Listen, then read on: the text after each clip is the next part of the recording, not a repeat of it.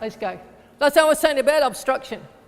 There was a time when you could toss a ball past the defender and great cover defence would come in behind, pick up the ball, and you'd get a free hit. We've really tightened up on obstruction. It's taken an enormous amount of whistleblowing out of the game. Either players, when you're thinking about obstruction, you've got to ask yourself three things. Are the players trying to play the ball? So if I toss a ball here, once again, I'll keep using you, Cheryl. There's nothing personal about it, I'm sorry. I toss it past you. I see this happen too often. Player puts the ball past the defender. Stick comes up. Now, if your stick's up here, you're not trying to play the ball, right? That's simple. That doesn't need to be analysing. The ball's down there. If your stick's up here, you can't get an obstruction. What you can get is a free hit against you because that's actually dangerous. I saw a Queenslander once in an AHL game get her forehead opened up like a zip for exactly that same kind of situation. I think it was New South Wales. Player went past her, put her stick over the head, and it just went.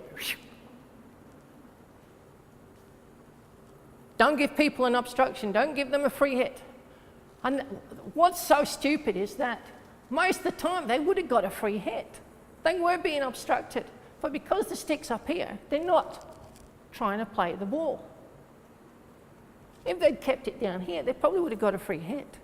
But we do have to take this out of the game because it is very dangerous. And the second thing you have to look at is there a possibility to play the ball? And the guideline we use for this is, if you take my arm as the stick and the ball is here, there's the ball. Once that ball is out of reach of my stick, then I've lost the possibility to play the ball. It's too loose. If I can reach the ball, it's my ball. Once the ball is unreachable, then it's a loose ball. There's no possibility of me playing the ball. If somebody comes in to take it, that's great reading of the game by the defence. It's great cover defence. They take the ball. I can't get a free hit for it because I've lost control of the ball. I once had a huge argument with Rick Charlesworth about that. Rick Charlesworth tried to coach the game as he used to play it. Rick Charlesworth would take the ball into the circle, toss it into the circle, push into the defender, trot away, penalty corner. And he's one of the world's best coaches, if not one of the world's best coach at his peak. But in his early years as a coach, he seemed to think that the rules were exactly as they were when he was playing. And of course, they hadn't. They'd evolved. So I'm sitting in the grandstand as the umpire's manager, and he's sitting in front of me watching an AHL game. And it was WA that were playing, which makes it even worse in his mind because WA never do anything wrong.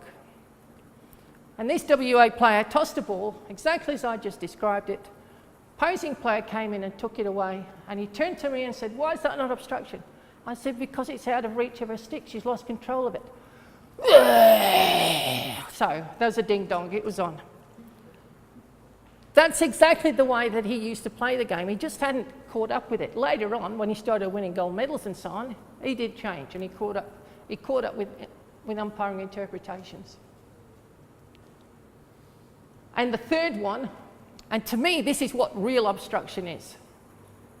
Is there an active movement to prevent the playing of the ball?